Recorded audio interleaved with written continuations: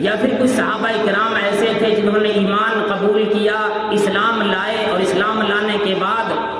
مدینہ چلے آئے، پھر کچھ دنوں کے بعد ان کی بیویاں بھی مکے سے مدینہ چلی آئی،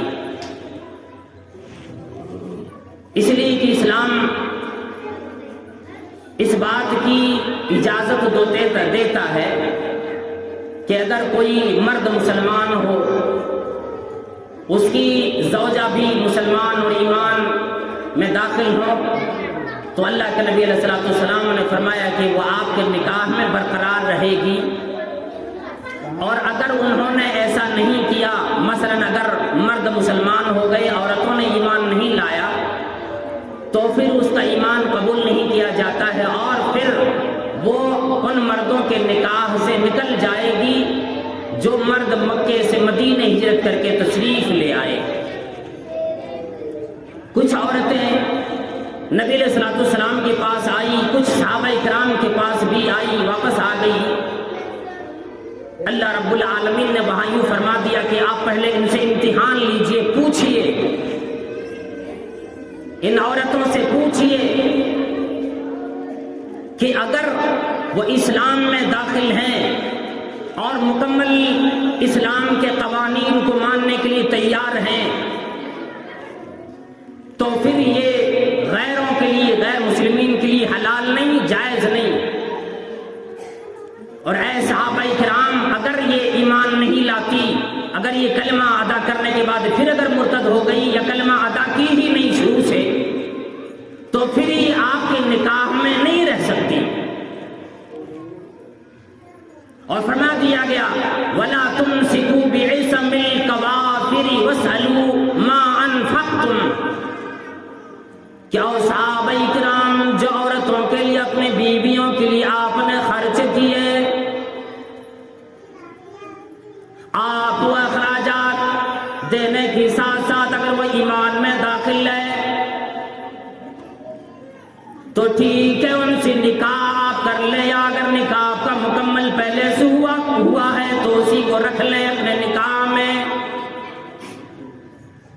اور اگر وہ ایمان نہیں لاتی، مکے سے مدینہ یوں ہی آ گئی تفریح کے لیے، یا پھر مدینہ میں رہ کر بھی انہوں نے ایمان نہ لائی، اور پھر صحابہ کرام کی زوجیت میں، ان کے نکاح میں رہنا چاہتی ہے، اور صحابہ کرام وَلَا تُمْسِكُوا بِعِصَمِ الْكَوَافِرِ، تو میں ان عورتوں کی عزت و آبرو کی ذمہ دار آپ نہیں، ان کے شوہر آپ نہیں ہوں گے۔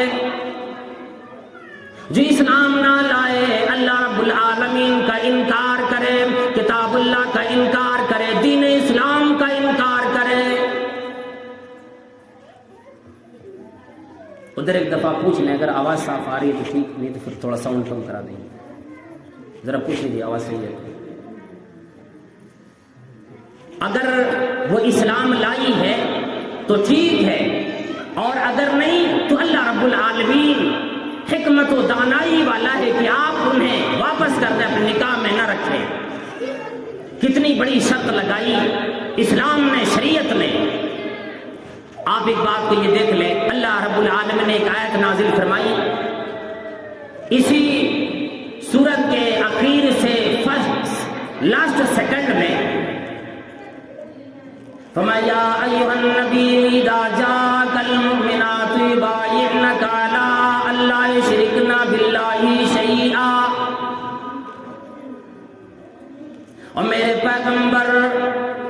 اور نبی کائنات صلی اللہ تعالی علیہ وسلم، آپ کے پاس جو عورتیں آ رہی ہیں، اذا جاءک المؤمنات یبایعنک علی الا یشرکن باللہ شیئا، وہ آپ کے پاس آ رہی ہے بیعت کرنے کے لیے اس بات کے اوپر، ابھی میں انشاءاللہ بتاؤں گا، واضح کروں گا کہ بیعت کس کو کہتے ہیں اور بیعت کرنے کس طرح سے وہ بیعت کرنے آئی تھی، وہ پورا واضح کروں گا انشاءاللہ اس آیت کے ترجمے کی بات۔ فرمایا شرط لے لو الا ان یشرکن باللہ شیئا، یہ کہ وہ اللہ کے ساتھ کسی چیز کو شریک نہ کرے گی، کوئی شرک کا کام نہ کرے گی۔ یعنی ایسا کام نہ کرے گی جس سے منع اللہ رب العالمین نے فرما دیا ہے کہ اللہ رب العالمین نے فرمایا وَلَمْ يَكُنْ لَهُ كُفُوًا أَحَدٌ، اللہ کے برابر کوئی نہیں، اللہ کے کفو کوئی نہیں، اللہ کا ہمسر کوئی نہیں، اللہ کی اولاد کوئی نہیں، اللہ کسی کی اولاد نہیں، اللہ رب العالمین مجبور نہیں، اللہ تبارک و تعالیٰ کمزور نہیں، اللہ رب العالمین جب خالق ہے، مالک بھی وہی ہے، روزیاں دینے والا بھی وہی ہے، زندگی دینے والا بھی وہی ہے، موت دینے والا بھی وہی۔ اللہ رب العالمین زندگی بھی موت بھی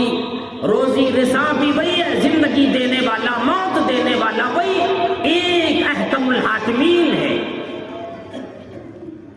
وہی پروردگار عالم ہے۔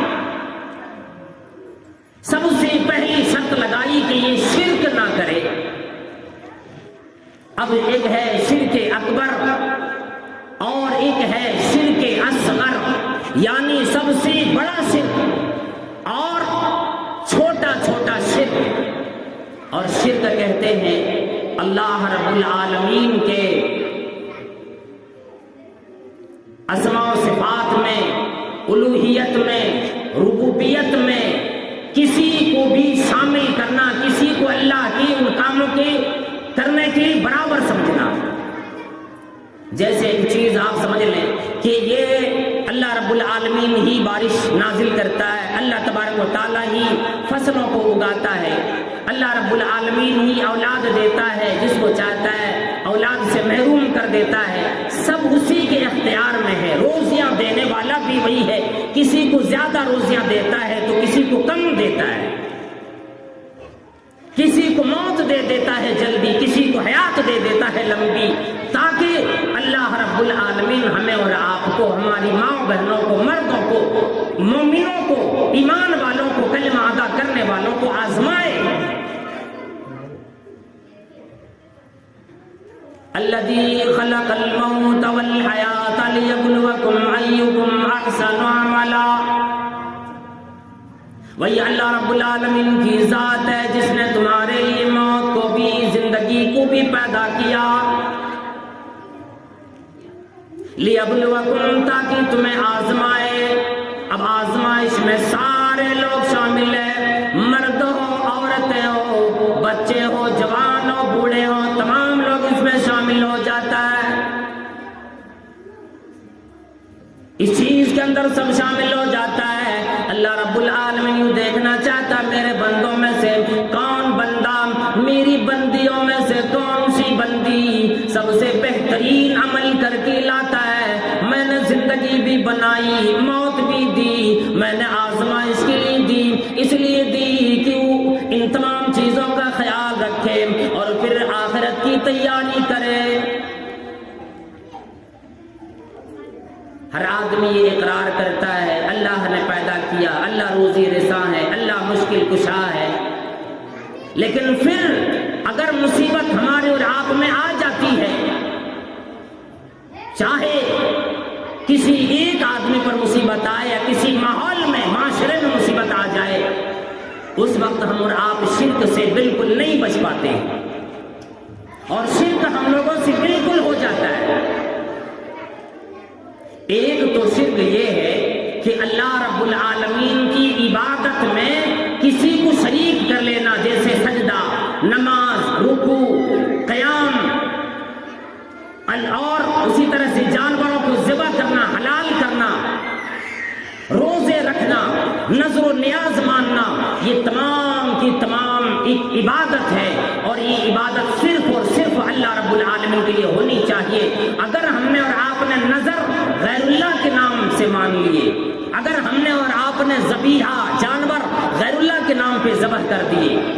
یعنی اللہ رب العالمین کا نام نہ لیے، کسی غیروں کا نام، کسی بابا کا نام لے لیے، یا پھر ہم نے 5-10 روپے کسی مزار پر بھیج دیے،